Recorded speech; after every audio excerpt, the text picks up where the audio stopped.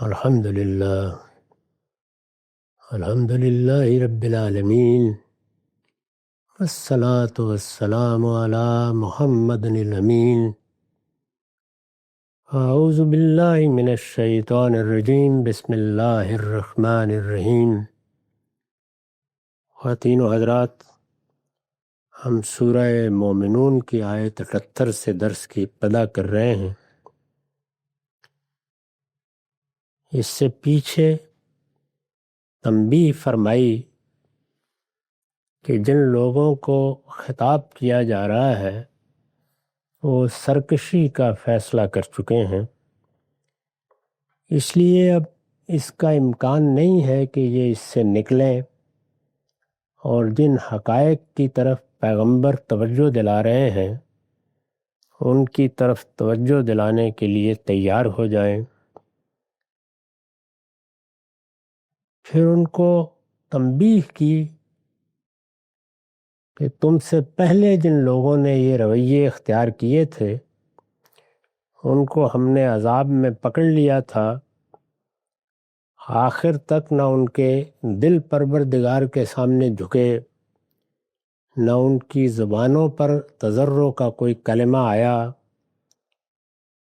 یہاں تک کہ انہوں نے عذاب کو دیکھ لیا اور پھر مایوس ہو کے رہ گئے۔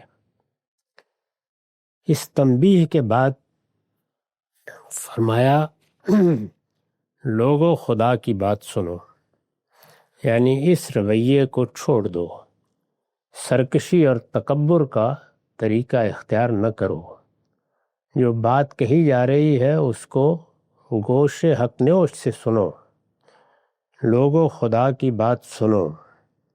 وَهُوَ الَّذِي أَنشَأَ لَكُمُ السَّمْعَ وَالْأَبْصَارَ وَالْأَفْئِدَةَ، وہی ہے جس نے تمہارے لیے کان اور آنکھیں اور دل بنائے، یعنی انسان کو جانوروں کی طرح صرف دیکھنے اور سننے کی صلاحیت ہی نہیں دی گئی، اس کو سمع و بصر کی صلاحیت دی گئی ہے، یعنی سننا اور سن کر سمجھنا، دیکھنا اور دیکھ کر سمجھنا۔ اس کو وہ دل عطا ہوا ہے جس کے پاس چیزوں کو ان کے منطقی انجام تک پہنچانے کی صلاحیت ہے، یہی اس کے علم کے منابع ہیں۔ اللہ تعالیٰ نے یہاں یہ بتایا کہ ہم نے انسان کو کیا خصوصیات عطا فرمائی ہیں۔ یہ سماعت و بصارت جانوروں کی طرح کی نہیں ہے، یہ بڑی غیر معمولی صلاحیت ہے۔ اس میں جس طرح ہمارے یہ حواس ہیں اسی طرح باطن میں بھی حواس ہیں۔ ہمارے یہ حواس ہمیں مادے سے متعلق کرتے ہیں اور باطن کے حواس نفس سے متعلق کرتے ہیں۔ جب یہ متعلق کرتے ہیں تو یہ تعلق محض چند جبلتوں کی تسکین تک محدود نہیں رہتا، اس سے آگے بڑھ کر یہ علم پیدا کرتا ہے، چنانچہ ایک ایک چیز میں امتیاز پیدا کرتا ہے، اس کو الگ کرتا ہے، اس سے نتائج نکالتا ہے۔ یہ ہمارے ادراک کو علم میں تبدیل کرتا ہے، اور جو ہمیں معلوم ہے اس سے نامعلوم پر استدلال کی قوت عطا فرماتا ہے۔ اس وجہ سے یہ بڑی نعمت ملی ہے تمہیں، لہٰذا ہونا تو یہ چاہیے تھا کہ یہ کان پیغمبر کی بات سنتے، یہ آنکھیں ان حقائق کو دیکھتی جن کو پیغمبر دکھا رہے ہیں، اور یہ دل ان کو قبول کرتے، مگر تم پر افسوس، تم کم ہی شکر گزار ہوتے ہو، قلیلا ما تشکرون۔ یہ جو ارشاد فرمایا ہے اس کی وضاحت میں نے لکھا ہے کہ یہ کان دیے، یہ آنکھیں دیں، یہ دل دیے، کس لیے دیے؟ یعنی کس لیے؟ استاذ امام لکھتے ہیں اس لیے کہ اسی لیے تو کہ ان سے نصیحت و حکمت کی وہ باتیں جو تمہیں سنائی جا رہی ہیں سنو۔ یعنی یہ کان دنیا کی چیزوں کو سننے کے لیے تو دیے ہی تھے، لیکن یہ نعمت تمہیں اس لیے ملی تھی کہ جب تمہیں نصیحت کی جائے اور حکمت بتائی جائے اور اللہ تعالیٰ کی طرف سے تمہارے لیے ہدایت آئے اور اللہ کے پیغمبر وہ تمہیں سنائیں اور بتائیں تو تم ان کو سنو۔ اللہ کی وہ نشانیاں جو آفاق و انفس میں پھیلی ہوئی ہیں اور جن کی طرف تمہیں توجہ دلائی جا رہی ہے ان کو دیکھو۔ یہ آنکھیں اس لیے دی گئی تھی، تمہارے باطن میں بھی اللہ کی نشانیاں ہیں، تمہارے ظاہر میں بھی اللہ کی نشانیاں ہیں۔ تمہیں یہ صلاحیت دی گئی تھی کہ تم چیزوں کو دیکھ کر نہیں رہ جاؤ، بلکہ ان نشانیوں تک پہنچو جو ان کے اندر چھپی ہوئی ہیں۔ تمہیں یہ صلاحیت دی گئی تھی کہ تمہارے سامنے جو چیز آئے تم اس کے مقصد کو متعین کرو، اس کے ظاہر کو دیکھو، اس کے باطن کو دیکھو، اس کی ابتدا کو متعین کرو، اس کی انتہا کو متعین کرو۔ تمہیں تو اتنے بڑے علم کی صلاحیت دی گئی تھی، تو اس سے تم نے کیا فائدہ اٹھایا؟ اللہ کی وہ نشانیاں جو آفاق و انفس میں پھیلی ہوئی ہیں اور جن کی طرف تمہیں توجہ دلا رہی ہے ان کو دیکھو، اور ان سے جو نتائج برآمد ہوتے ہیں، یعنی ایک دیکھنے کا عمل ہے جس سے ادراک پیدا ہوتا ہے، ادراک فہم میں بدلتا ہے، فہم کو ہم علم میں تبدیل کرتے ہیں، اور پھر جو کچھ ہمیں معلوم ہوتا ہے اس سے کچھ نتائج، کچھ لوازم پیدا کرتے ہیں۔ تو فرمایا اور ان سے جو نتائج برآمد ہوتے ہیں اور جو تمہارے سامنے نہایت واضح طور پر پیش کیے جا رہے ہیں، یعنی قرآن مجید یہ بھی کرتا ہے کہ انفس و آفاق کی نشانیوں کی طرف توجہ دلا کے نتائج تک پہنچنے کا معاملہ مخاطب پر چھوڑ دے، اور یہ بھی کرتا ہے کہ خود نتائج کو بیان کرتا ہے اور توجہ دلاتا ہے کہ ان چیزوں پر تم بھی اس زاویے سے غور کرو، تو ان پر غور کرو۔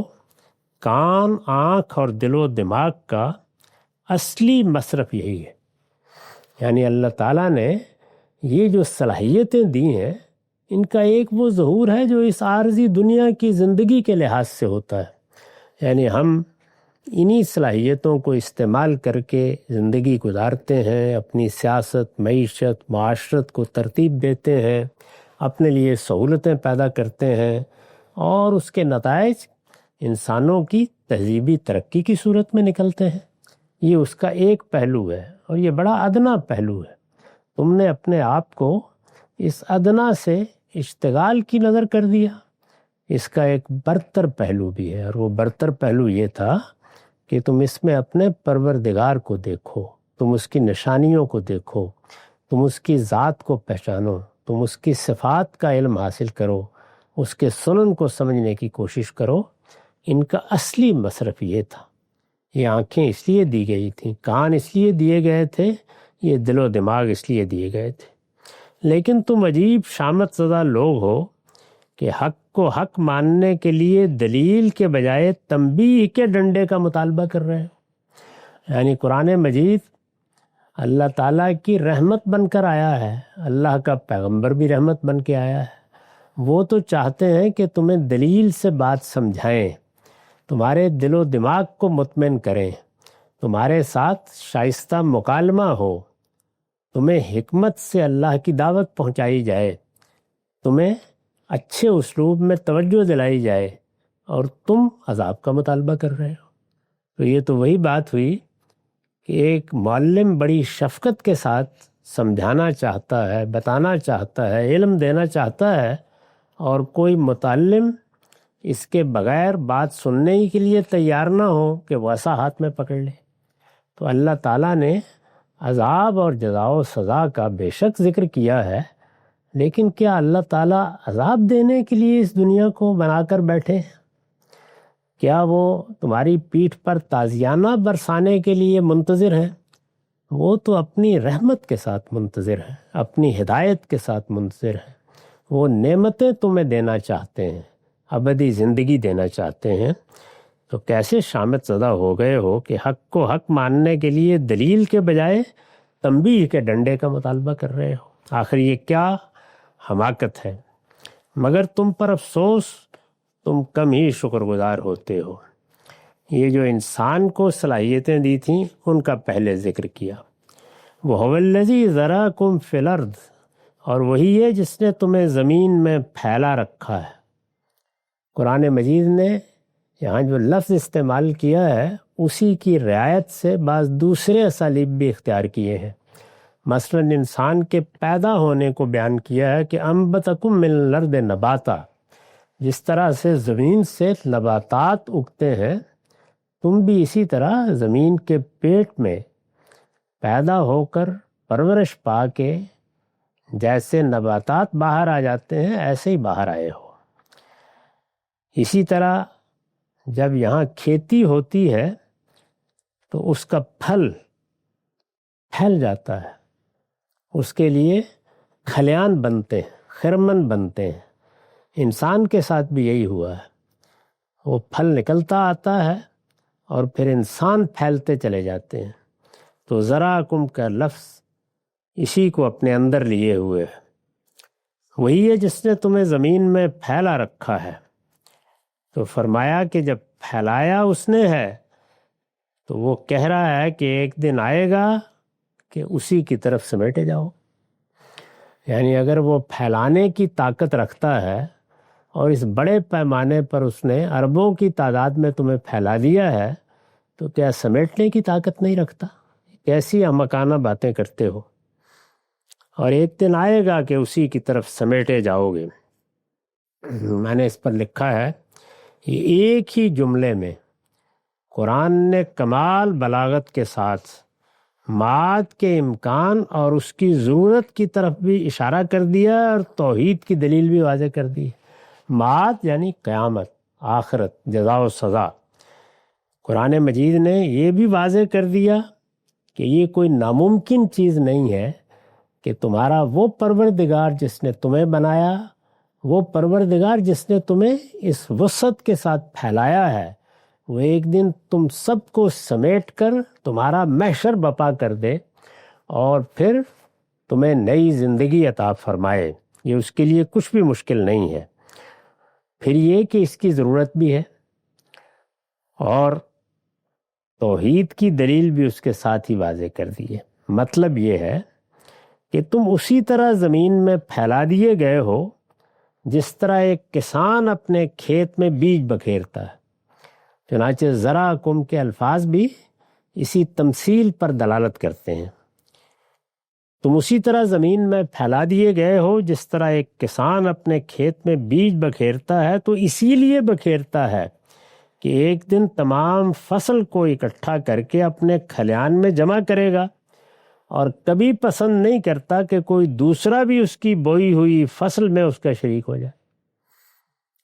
جس طریقے سے کسان یا دہقان فصل بوتا ہے، پھر اس کی نگہداشت کرتا ہے، پھر اس کی پرورش کرتا ہے، پھر ایک دن وہ اس کو کاٹتا ہے، پھر اپنے کھلیان میں جمع کر لیتا ہے۔ تو جس طریقے سے وہ کرتا ہے اور نہیں چاہتا کہ کوئی اس میں شریک ہو، تمہارے پروردگار نے تمہیں بھی اسی طرح بکھیر دیا ہے۔ جیسے وہ اپنی فصل سمیٹتا ہے، تم بھی ایک دن اسی طرح سمیٹے جاؤ گے۔ اور یاد رکھو، یہ جو کچھ دنیا میں تم دیکھ رہے ہو وہ اسی کے دستے قدرت کا نتیجہ ہے۔ چنانچہ اس کو مزید واضح کیا کہ وہ هو الذی یحیی و یمیت ولاختلاف اللیل والنہار افلا تعقلون، اور وہی ہے جو جلاتا اور مارتا ہے، یعنی زندہ بھی کرتا ہے، حیات بھی دیتا ہے، اور موت بھی اسی کی طرف سے آتی ہے۔ وَلَهُ اخْتِلَافِ اللَّيْلِ وَالنَّهَارِ، اور رات اور دن کی گردش سب اسی کے اختیار میں ہے۔ فرمایا فَلَا تَعْقِلُونَ، کیا سمجھتے نہیں ہو؟ یعنی تمہیں سمع و بصر اور فؤاد دیے گئے تھے تو اس کا نتیجہ یہ ہونا چاہیے تھا کہ ان کے لیے جو عقل دی گئی ہے تم اسے استعمال کرتے۔ جب تم ان سے وہ نتائج نہیں نکالتے تو اس کا مطلب یہ ہے کہ خدا کی بہت بڑی نعمت کی ناشکری کرتے ہو۔ تمہیں فہم و ادراک کی صلاحیت دی گئی ہے، یہ فہم و ادراک کیا ملکہ ہے جو انجام دیتا ہے؟ تمہاری عقل۔ جو کچھ تمہارے مدرکات کی صورت میں تمہارے علم میں آتا ہے اس سے استدلال کون کرتا ہے؟ تمہاری عقل۔ جو چیزیں تم دیکھتے ہو ان سے نتائج کون نکالتا ہے؟ تمہاری عقل۔ تو آخر کیا وجہ ہے کہ عقل جیسی نعمت سے تم بہرہ یاب ہو اور اس کا فائدہ نہیں اٹھاتے؟ یہ آنکھیں، یہ کان اور یہ دل و دماغ یہ اتنی بڑی نعمت ہے کہ ان سے تمہارے لیے دنیا میں بھی سہولتیں پیدا ہوئی ہیں۔ یہ دیکھو کہ انہوں نے کیا کارنامے دکھائے ہیں، لیکن اے کاش تم نے ان کو ان اصلی مقاصد کے لیے بھی استعمال کیا ہوتا جن کے لیے یہ نعمت تمہیں عطا ہوئی ہے، اور وہ یہ تھی کہ تم ان کے اندر اترو اور ان کے اندر اتر کر اپنے پروردگار کی معرفت حاصل کرو، اس کی معرفت حاصل کرو جو جلاتا بھی ہے اور مارتا بھی ہے، اس کی معرفت حاصل کرو جو رات اور دن کو گردش دے رہا ہے، اس کی معرفت کرو جس کی پٹھی میں یہ پوری کائنات ہے، اس کو پہچانو، اس کے صفات کو پہچانو اور اس کے سنن کو پہچانو۔ یہ سب تمہیں اس لیے دیا گیا تھا۔ فَفَلَا تَعْقِلُونَ، پھر کیا سمجھتے نہیں ہو؟ حاشیہ ہے، یعنی اس بات کو سمجھتے نہیں ہو کہ جب یہ سارا نظام اسی کے قبضہ قدرت میں ہے اور ہر قسم کے اختلافات کے باوجود نہایت سازگاری کے ساتھ کام کر رہا ہے، تو اس کے شریک کہاں سے پیدا ہو گئے؟ یعنی تم نے اگر اس کے شریک بنائے تو یہ بھی سراسر بے عقلی، تم نے اس کا انکار کیا تو یہ بھی سراسر بلادت اور حماقت، تم نے آخرت کو ماننے سے انکار کیا تو یہ بھی گویا اپنے ہی مانے ہوئے مقدمات کے نتائج سے انکار۔ اس لیے ان میں سے کوئی چیز بھی ایسی نہیں ہے جو علم و عقل کی روشنی میں ترک کی جا سکے۔ اللہ کے پیغمبروں نے تمہاری فطرت پر اپنے دین اور اپنی ہدایت کی بنیاد رکھ کر تمہیں بتایا ہے کہ تمہارا وجود، تمہارے وجود کے خصائص، یہ سب جن چیزوں کا تقاضا کر رہے ہیں، ہم انہی کی طرف توجہ دلانے کے لیے آئے ہیں۔ اللہ کے پیغمبروں کی ساری دعوت تمہارے انہی خصائص کا لازمی نتیجہ ہے۔ تم اگر اپنے آپ کو پہچان لو تو پھر تم اللہ کو بھی پہچان لیتے ہو، اور اگر تمہاری آنکھیں کھلی ہوں اور تمہارے کان سننے کے لیے تیار ہوں تو ایک ایک چیز یہ بتا رہی ہے کہ اس کائنات کا پروردگار کون ہے، اس کی صفات کیا ہیں، اور وہ تمہارے ساتھ کیا معاملہ کرے گا۔ ہر ورقے دفتری معرفت کردگار۔ بل قالوا مثل ما قال الاولون، یہ نہیں سمجھتے، بلکہ انہوں نے بھی وہی بات کہی ہے جو ان کے اگلوں نے کہی تھی۔ یعنی پہلے دن سے ایک ہی صورتحال رہی ہے، جو اللہ تعالیٰ نے نعمتیں دی ہیں ان سے یہاں تو فائدہ اٹھانا ہے، لیکن جس اصلی مقصد کے لیے دی گئی ہیں اس کی طرف توجہ نہیں کرنی، اور جب توجہ دلائی جائے، خود پروردگار کی طرف سے اس کا اہتمام کیا جائے، تو اس نعمت کا شکر گزار ہونے کی بجائے ان پیغمبروں کے درپے ہو جانا ہے جو یہ نعمت لے کر آتے ہیں۔ انسان نے بارہا یہ کیا ہے تو یہاں اسی پر افسوس کیا۔ یہ نہیں سمجھتے، بلکہ انہوں نے بھی وہی بات کہی ہے جو ان کے اگلوں نے کہی تھی۔ ان کے آباء و اجداد، ان کے باپ دادا، ان سے پہلے کی قومیں، ان سب کو اسی طریقے سے ہدایت سے نوازا گیا۔ اس میں گویا دونوں مقدمات پوشیدہ ہیں، یہ کہ انسان کو جو فطرت دی گئی ہے وہ جس طرح آدم کو دی گئی تھی، اس کی اولاد میں سے بھی ہر ایک کو اسی طرح دی جا رہی ہے۔ اس کی فطرت میں جو علم ودیت کیا گیا تھا اس میں بھی کوئی تبدیلی نہیں آئی، وہ اسی طرح ہر آدمی کو شعور کی عمر کو پہنچنے کے بعد مل جاتا ہے۔ اور آدم علیہ السلام کو اللہ تعالیٰ نے پیغمبری کے منصب پر فائز کر کے اپنی ہدایت سے نوازا، چنانچہ وہ چیزیں جو انسان نے خود دریافت کرنا تھیں اور جن کو دریافت کرنے کے لیے اس کو بہت سے وسائل و اسباب دے دیے گئے تھے، اللہ تعالیٰ نے کرم فرمایا اور وہ دریافت کر کے اس کے سامنے رکھ دیں، ایک معلم کے طریقے پہ سامنے رکھ دیں، اپنے پیغمبروں کے ذریعے سے اس تعلیم کا اہتمام کر دیا۔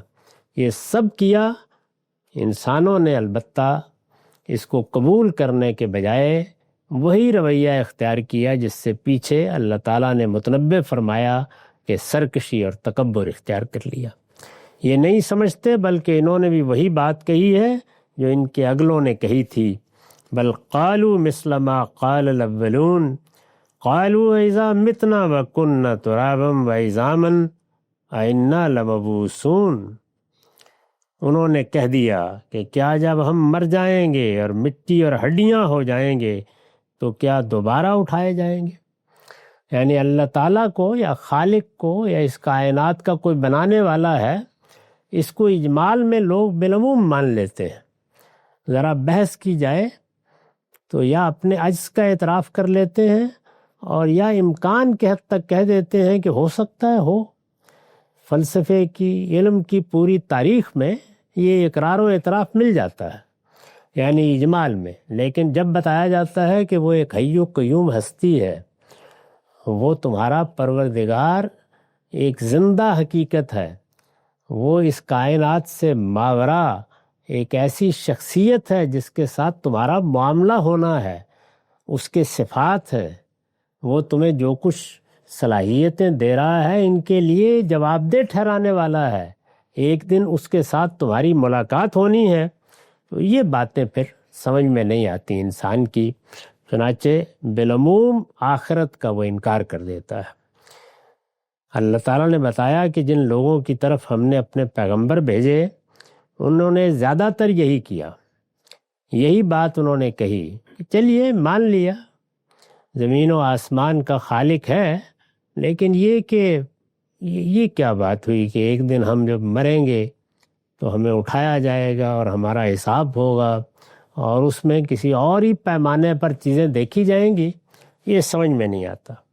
انہوں نے کہہ دیا کہ کیا جب ہم مر جائیں گے اذا متنا وکنا ترابا وعظاما، اور مٹی اور ہڈیاں ہو جائیں گے، ائنا لمبعوثون، تو کیا دوبارہ اٹھائے جائیں گے؟ لقد وعدنا نحن وآباؤنا ھذا من قبل ان ھذا الا اساطیر الاولین، اسی کا وعدہ ہم سے اور اس سے پہلے ہمارے بڑوں سے بھی ہوتا چلا آیا ہے۔ یعنی یہ جو آخرت کی منادی ہے، یہ قیامت کا ذکر ہے، سنتے آئے ہیں ہمارے بزرگوں کو بھی یہی بتایا گیا تھا۔ بعض لوگوں نے اسی طرح ان کے زمانے میں بھی آ کر اسی ملاقات کے لیے لوگوں کو متنبع کیا تھا، لیکن کیا ہوا؟ دنیا چل رہی ہے، صدیوں سے چل رہی ہے، کتنی نسلیں گزر گئیں، کہاں رہ گئی وہ قیامت؟ کہاں لنگر انداز ہو گئے اس کے جہاز؟ یہ کچھ نہیں ہے۔ یہ کیا ہے؟ ان ھذا الا اساطیر الاولین، کچھ نہیں، یہ محض اگلوں کے افسانے ہیں۔ تو اس طریقے سے جو پیغمبروں کی دعوت ہے یا پیغمبروں کی منادی ہے اس کو رد کر دیتے ہیں۔ قرآن مجید کو پڑھنے سے یہ بات بالکل واضح ہوتی ہے کہ پیغمبر اصلاً اسی منادی کے لیے مبعوث کیے جاتے ہیں، یعنی لوگوں کو متنبع کر دیا جائے کہ تم جس دنیا کی زندگی میں شعور کی آنکھ کھولتے ہو یہ عارضی دنیا ہے، اس کو ایک دن ختم ہو جانا ہے، تمہاری موت پر تمہارا خاتمہ نہیں ہوگا، تمہیں اٹھا کھڑا کیا جائے گا، اور جب تم اٹھو گے تو وہ ایک نئی دنیا ہوگی، ہم اس نئی دنیا میں تمہیں اکٹھا کریں گے، تمہارے اعمال کا حساب لیں گے، دیکھیں گے کہ تم میں سے کون کس انجام کا مستحق ہے، تم میں سے کون ہے جس کے لیے جنت کے دروازے کھلنے چاہیے اور کون ہے جس کے لیے جہنم کے دروازے کھلنے چاہیے۔ تو یہ فرمایا کہ پیغمبروں کی دعوت یہی ہے۔ نبی کو اسی لیے نبی کہا جاتا ہے کہ وہ اس کی منادی کرتا ہے، وہ انسانوں کو اس کی طرف توجہ دلاتا ہے۔ پیغمبر اصلاً اسی مقصد کے لیے آئے، ان کے ہاں کوئی دوسری چیز بھی اصلی مقصد کی حیثیت نہیں رکھتی۔ وہ لوگوں کو آخرت کے بارے میں متنبع کرنے، توجہ دلانے، بیدار کرنے، وہ اگر غفلت میں پڑے ہوئے ہیں تو اس غفلت سے ان کو نکالنے کے لیے شب و روز محنت کرتے ہیں، یہاں تک کہ خود پروردگار نے رسالت مآب کو توجہ دلائی کہ لعلک کا باخع نفسک الا یکونوا مؤمنین، یعنی آپ اپنی جان گھلا دیں گے کہ یہ لوگ ایمان لانے کے لیے تیار نہیں ہو رہے ہیں۔ تو اللہ کے پیغمبر اسی طرح سے اپنی قوموں کو آ کر بتاتے رہے ہیں، جگاتے رہے ہیں، بیدار کرتے رہے ہیں۔ جواب کیا ملا ہے؟ جواب وہ ہے جو یہاں بیان کیا۔ یہ نہیں سمجھتے، بلکہ انہوں نے وہی بات کہی ہے جو ان کے اگلوں نے کہی تھی۔ بل قالوا مثل ما قال الاولون، یعنی وہی داستان، وہی بات، وہی استدلال، وہی گریز و فرار، ان میں کوئی تبدیلی نہیں آئی، کوئی تغیر نہیں آیا۔ اور فرمایا کہ جس طریقے سے دنیا کو دیکھنے کے باوجود، موت و حیات کے اس کارخانے کا مشاہدہ کرنے کے باوجود، لیل و نہار کی گردشوں کو شب و روز نئے نئے اعماق پیدا کرتے دیکھنے کے باوجود یہی کہتے تھے، پہلے بھی یہی کہتے تھے، یہ بھی یہی کہتے ہیں کہ کیا جب ہم مر جائیں گے اور مٹی اور ہڈیاں ہو جائیں گے تو کیا دوبارہ اٹھائے جائیں گے؟ آئنہ لمبعوثون۔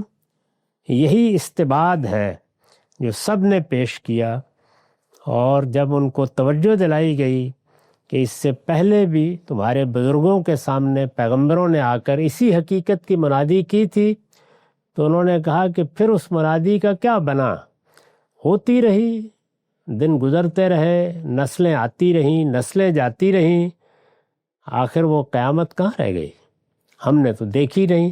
اس وجہ سے ان ھذا الا اساطیر الاولین، یہ پہلوں کے افسانے ہیں، یہ ان کی سرگزشتیں ہیں، یہ قصے اور کہانیاں ہیں جو بعض لوگ سناتے رہے ہیں، ان کی کوئی حقیقت نہیں ہے۔ قل لمن الارض ومن فیہا ان کنتم تعلمون، ان سے کہو اگر تم جانتے ہو تو بتاؤ کہ یہ زمین اور جو اس میں آباد ہیں یہ کس کے ہیں۔ یہاں ظاہر ہے کہ مخاطبین کو اب ان کے مسلمات کی طرف توجہ دلا کے ان کے نتائج سے استدلال کیا ہے۔ قرآن مجید میں جو ہدایت بیان کی گئی ہے اس میں استدلال جب ہوتا ہے تو میں نے عرض کیا کہ وہ انفس سے ہوتا ہے، وہ آفاق سے ہوتا ہے، وہ تاریخ سے ہوتا ہے، اور کبھی مخاطب کے مسلمات سے ہوتا ہے۔ اگر آپ غور کر کے دیکھیں تو اس دنیا میں ہم جو کچھ بھی استدلال کرتے ہیں اس کی یہی جہت ہے، یعنی ہمارے نفس سے ہمارے باطنی حواس کا رابطہ ہوتا ہے، اس سے استدلال کے بنیادی مقدمات سامنے آتے ہیں، تو ہم ان کو بنیاد بنا کر پھر نامعلوم سے معلوم کی طرف اور معلوم سے نامعلوم کی طرف انسان کو متوجہ کرتے ہیں۔ اسی طرح سے ہم اس دنیا کو دیکھتے ہیں جو ہمارے خارج میں ہے، یہ مادی دنیا، اس میں ظاہر ہے کہ ہمارا اپنا وجود بھی ہے، ان کی طرف توجہ دلاتے ہیں، ان میں جو چیزیں ہمارے سامنے آتی ہیں، ہمارا ادراک بنتی ہیں، تو اپنے مدرکات کو ہم سامنے رکھ کر کہتے ہیں کہ دیکھیے اس سے یہ نتیجہ نکلتا ہے، اس سے یہ نتیجہ نکلتا ہے، اور اس طرح لوگوں کو توجہ دلاتے ہیں۔ اور کبھی ایسا ہوتا ہے کہ ہم مخاطب کو اس کے مسلمات، یعنی وہ باتیں جو اپنی ذات میں بالکل صحیح ہیں اور ہمارا مخاطب ان کو مانتا ہے، جب وہ مانتا ہے تو پھر اس کے نتائج یا اس کے لوازم کیا ہیں ان کی طرف متوجہ کرتے ہیں۔ تو یہاں اب قرآن مجید نے سورہ چونکہ خاتمے کو پہنچ رہی ہے تو یاد کیجئے کہ ابتدا انفس کے استدلال سے ہوئی، پھر آفاق کی نشانیاں سامنے آئیں، پھر تاریخ کے حقائق بیان کیے گئے، درمیان میں جو قرآن کا طریقہ ہے تنبیہات ہوتی رہیں، یہاں تک کہ پھر قرآن مجید نے ہمیں یہ بتایا کہ سارے ہی لوگوں نے اس قیامت کا انکار کیا ہے اور ایک ہی طرح کی بات کہہ کے کیا ہے۔ اب مسلمات کی طرف توجہ دلائی، ان سے کہو، یعنی ان سے پوچھو، قل لمن الارض ومن فیہا ان کنتم تعلمون، یہ بتاؤ کہ یہ زمین اور جو اس میں آباد ہیں یہ کس کے ہیں۔ ظاہر ہے کہ یہ سیدنا ابراہیم کی اولاد ہے، ان کو مخاطب کیا جا رہا ہے۔ ان کے ہاں حماقتیں بھی ہیں، بدعتیں بھی ہیں، شرک بھی ہے، لیکن بہرحال کچھ حقائق ہیں جن کو وہ مانتے ہیں، تو وہ مسلمات ہیں۔ ان میں سے پہلا سوال یہ کیا کہ یہ زمین اور جو اس میں آباد ہیں یہ کس کے ہیں؟ سیقولون للہ، یہ ضرور کہیں گے کہ اللہ کے ہیں۔ یعنی اس معاملے میں تمہارے مخاطب کوئی غلط بات نہیں کہہ سکتے، وہ بھی یہی مانتے ہیں کہ زمین اور اس میں جو کچھ بھی ہے یہ کسی دیوی کا نہیں ہے، کسی دیوتا کا نہیں ہے، کسی فرشتے کا نہیں ہے، کسی پیغمبر کا نہیں ہے، سب اللہ ہی کا ہے، سب مانتے ہیں۔ ان سے پوچھو کہ قل افلا تذکرون، کہو تو کیا تم اس سے یاد دہانی حاصل نہیں کرتے؟ یعنی یہ مانتے ہو کہ سب اللہ کے ہیں، تو اب سب اللہ کے ہیں تو پھر شرک کی کیا گنجائش رہ گئی، اور پھر اللہ سے گریز کے لیے کیا امکان باقی رہ گیا؟ اور پھر اگر وہ کہہ رہا ہے کہ تم میری بارگاہ میں حاضر کیے جاؤ گے تو اس میں کون سا استبعاد پیدا ہو گیا؟ تو اس طرح آپ سوالات کیے ہیں، اور سوالات ان چیزوں کے بارے میں کیے ہیں جو مخاطبین کے لیے مسلمات تھے، پھر ان کے نتائج کی طرف توجہ دلائی ہے۔ اب ہمارا وقت ختم ہو گیا، اس کا اب اگلی نشست میں مطالعہ کریں گے۔ اقول قولی ھذا واستغفر اللہ لی ولکم ولسائر المسلمین۔